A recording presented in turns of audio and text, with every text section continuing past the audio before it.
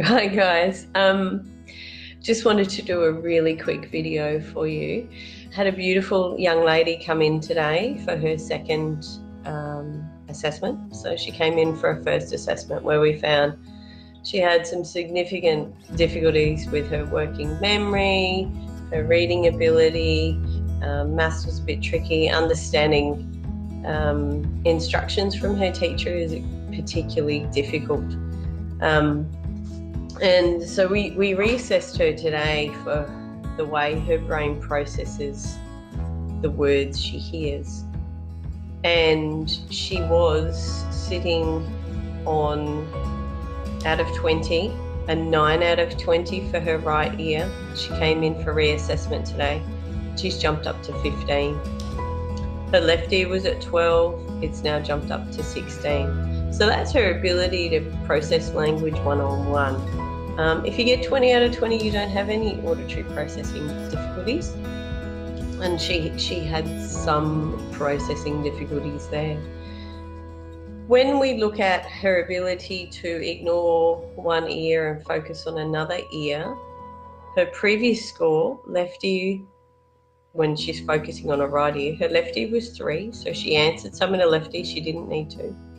And then it was 7.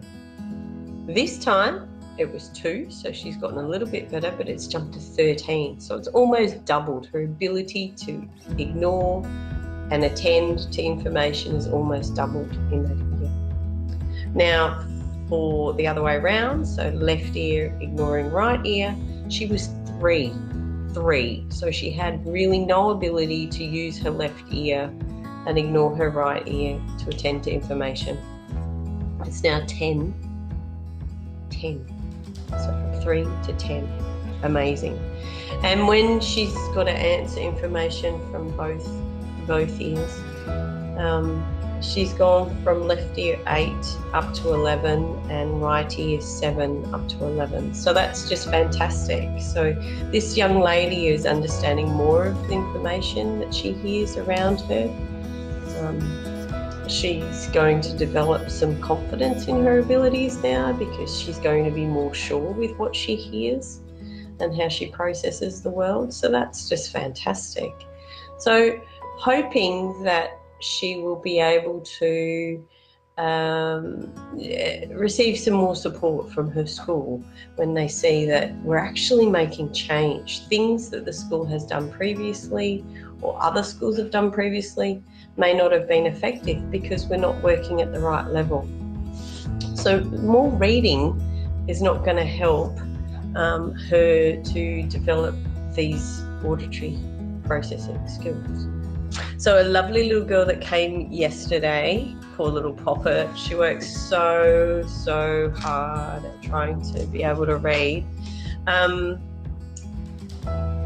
We found that, as with the other young lady that we were looking at, that a coloured overlay works. Now, some people will say that there is no research to say it works. I wear coloured lenses. You can't tell me that it doesn't work. Before I got coloured lenses, I didn't realise it. I had anxiety issues before coloured lenses.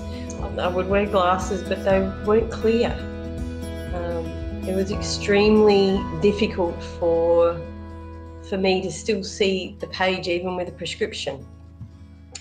And I had chronic headaches. I had headaches every day. So these glasses that I can't wear now because we get the reflection caused me to see the world in a totally different way and be able to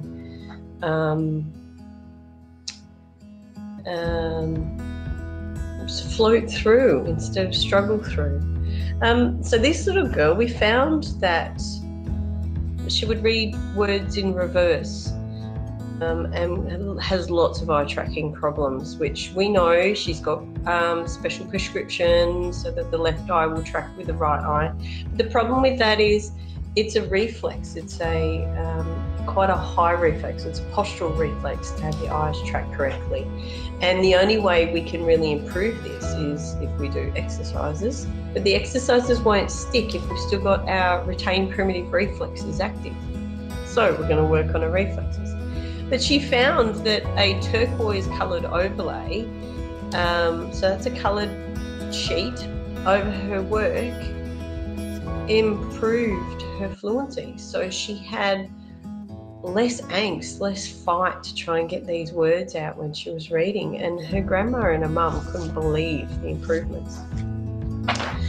So when we were looking at reasons why her reading is so difficult, and it is so difficult, we did a visual perception test, and where she had to look at different pictures, find out what's different, what's the same, find pictures in pictures, all that sort of stuff. And all these skills are required for reading.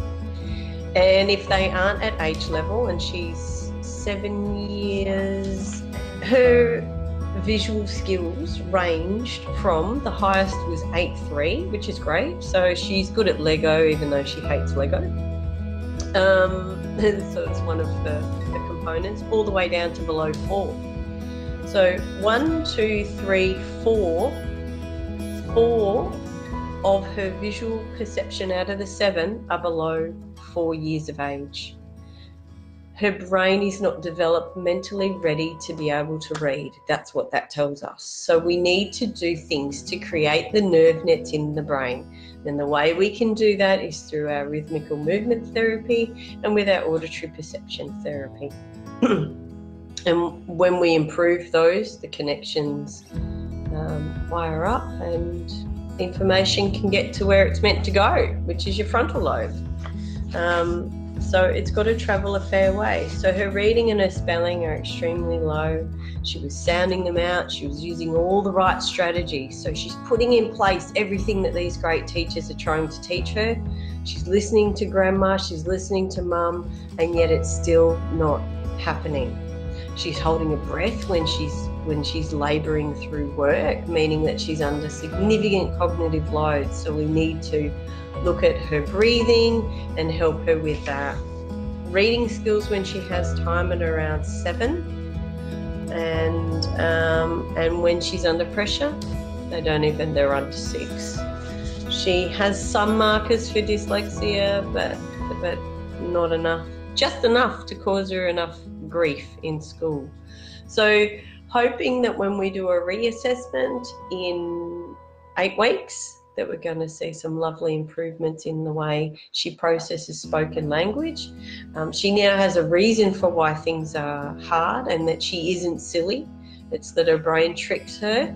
And I think that's extremely important, that we share with our kids that they're not silly, that they're actually really intelligent, and we just need to do a little bit of tweaking with their little brains, and we can improve things. I hope you found this helpful. Cheers.